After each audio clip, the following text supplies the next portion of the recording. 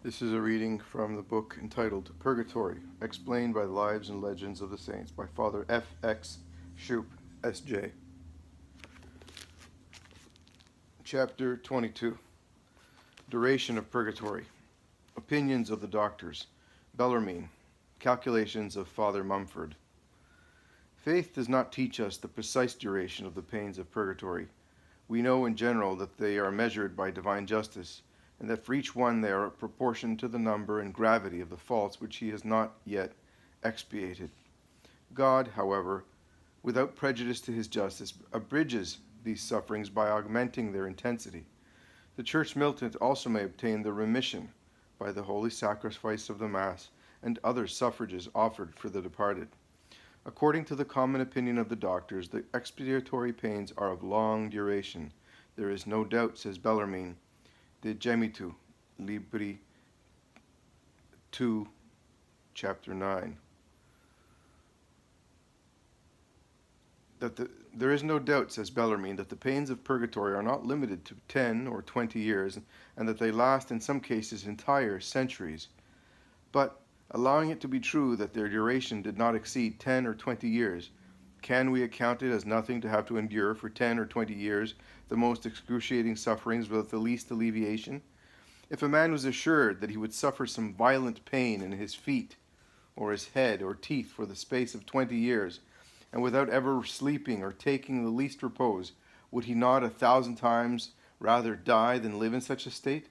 And if the choice were given to him between a life thus miserable and the loss of all his temporal goods, would he hesitate to make the sacrifice of his fortune to be delivered from such a torment?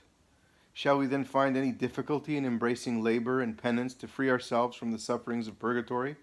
Shall we fear to practice the most painful exercises, vigils, fasts, almsgiving, long prayers, and especially contrition, accompanied with sighs and tears? These words comprise the whole doctrine of the saints and theologians. Father Mumford of the Company of Jesus, in his treatise on charity towards the departed, bases the long duration of purgatory on a calculation of probability, which we shall give in substance.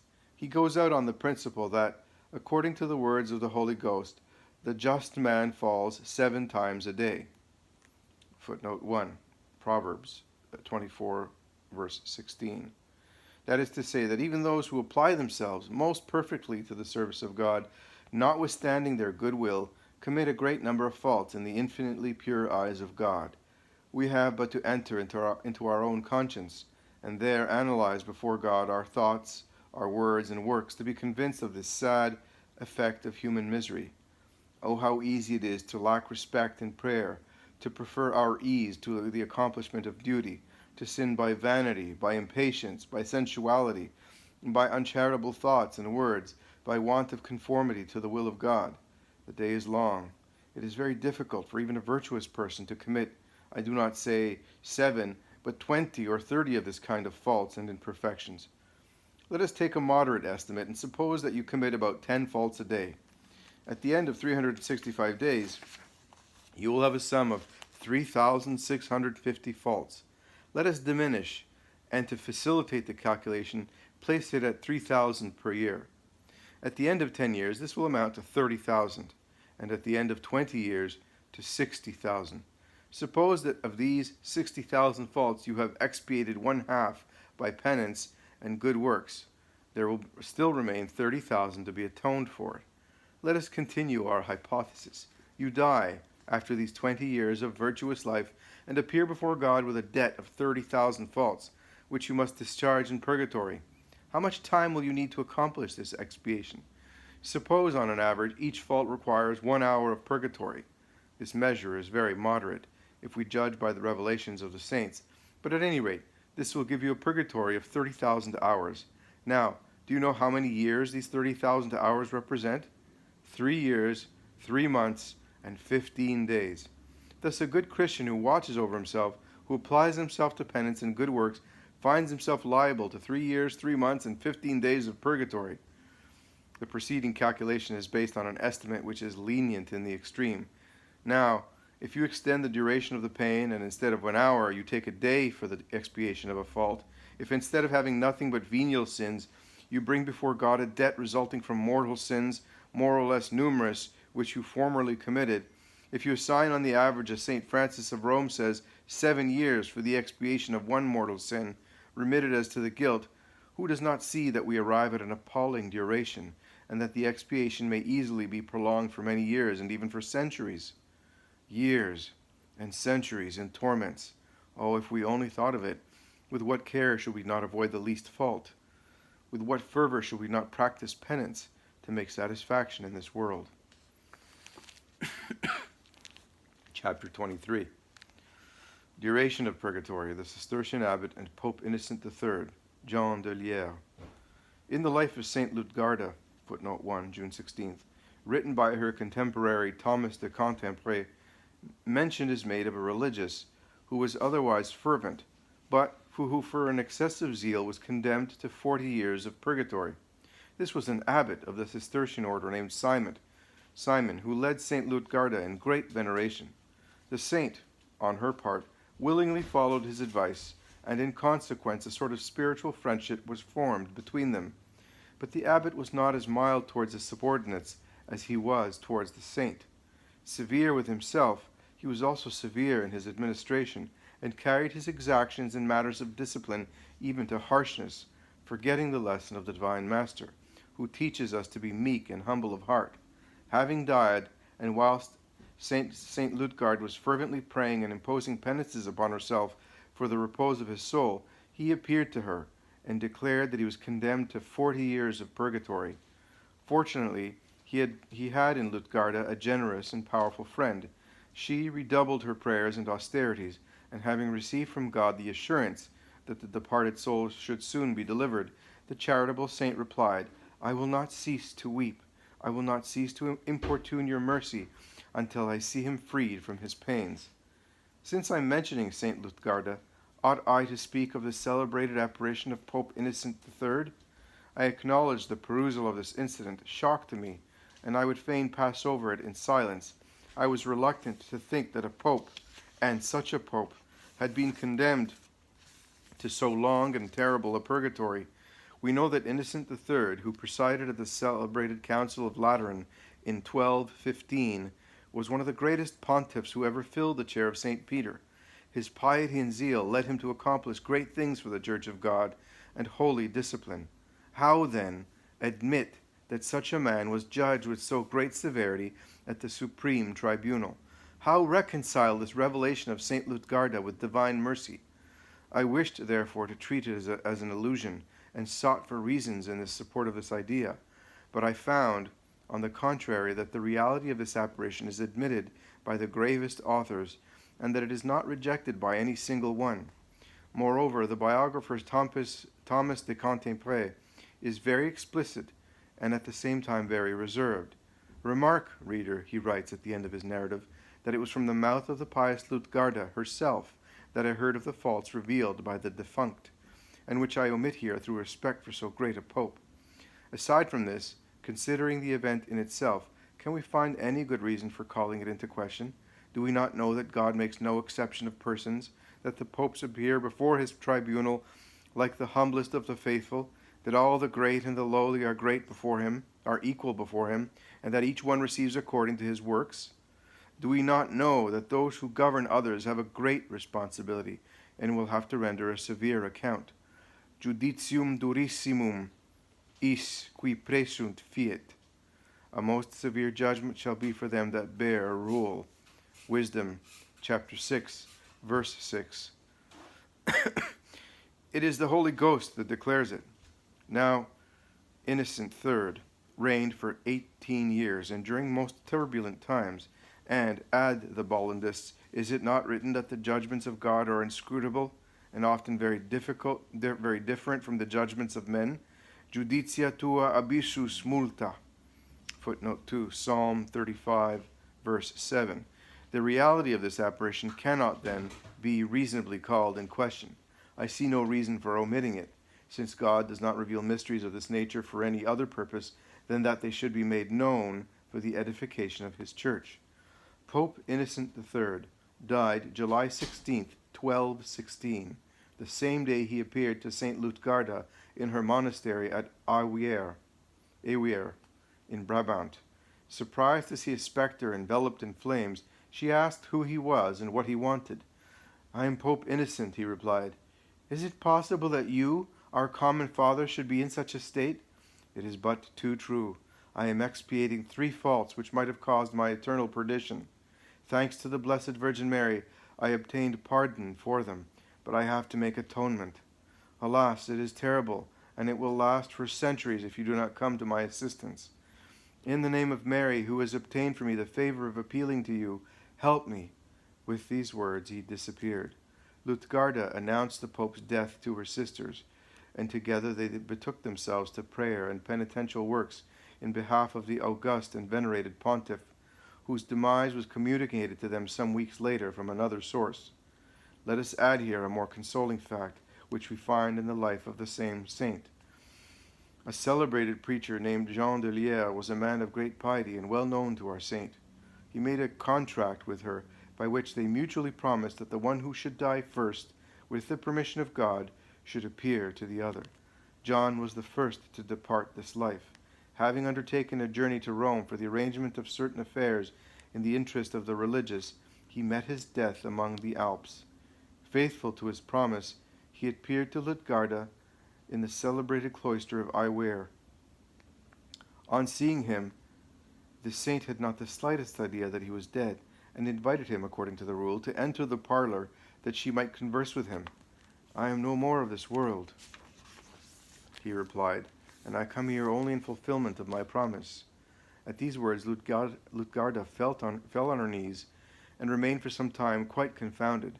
Then, raising her eyes to her blessed friend, "Why," said she, "are you clothed in such splendor?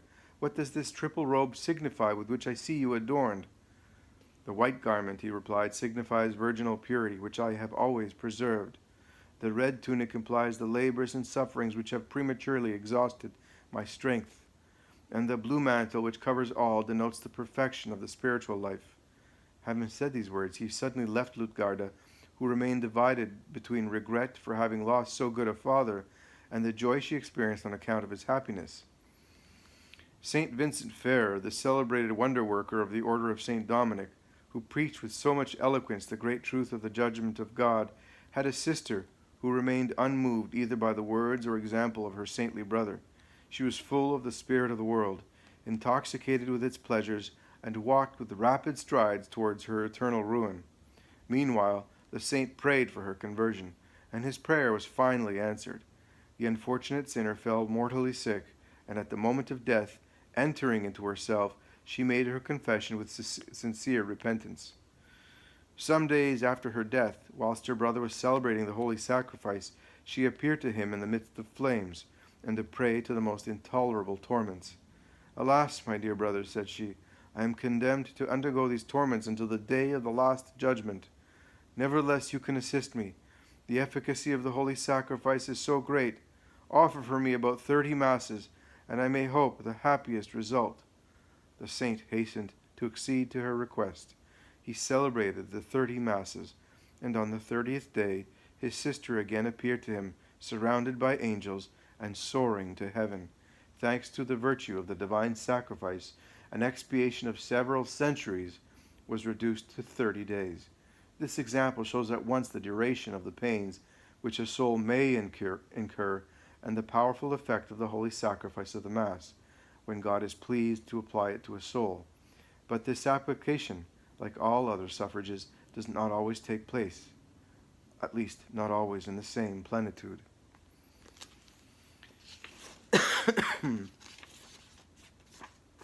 Chapter 24.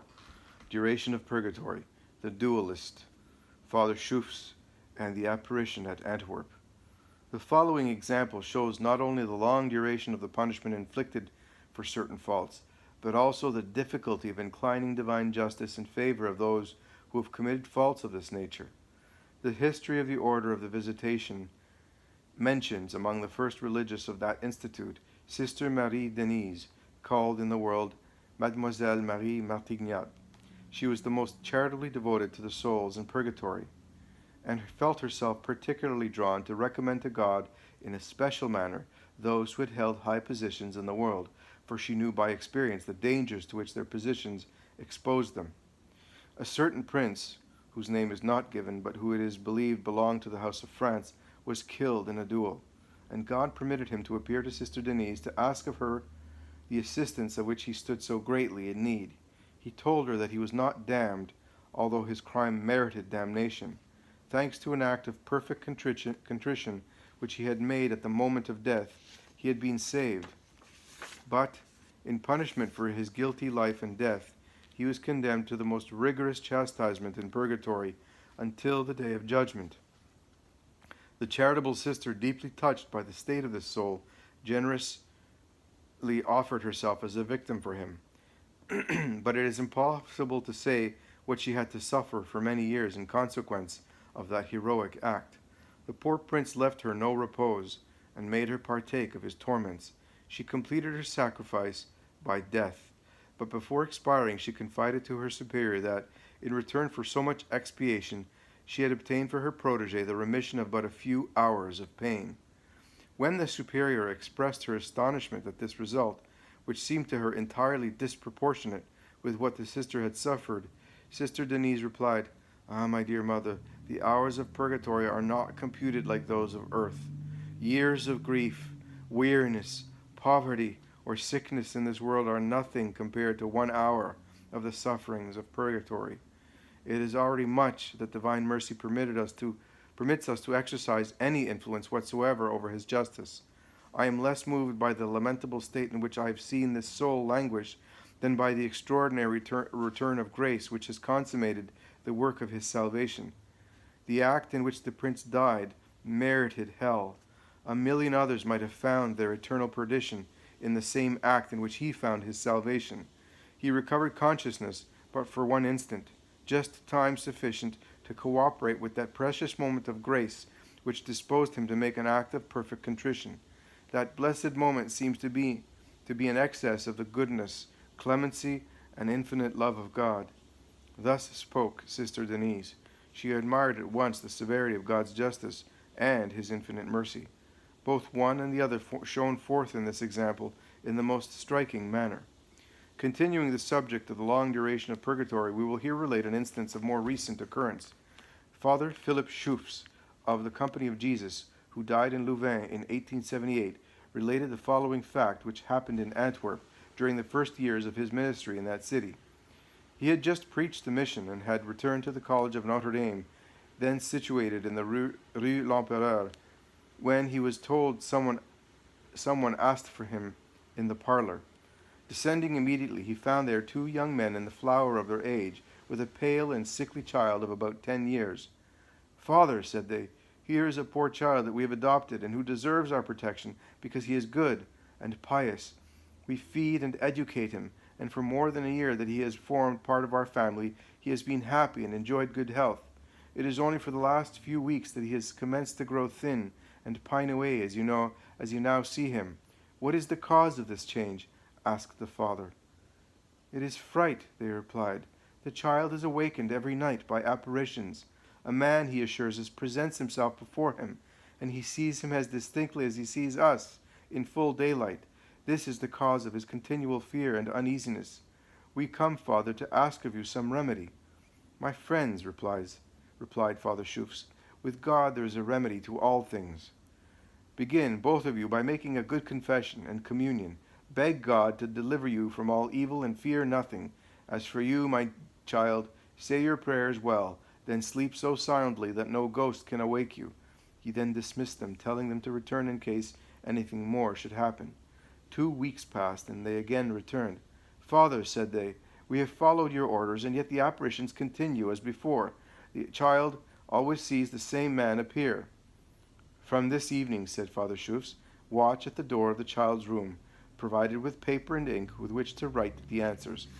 When he warns you of the presence of that man, ask in the name of God who he is, the time of his death, where he lived, and why he returns."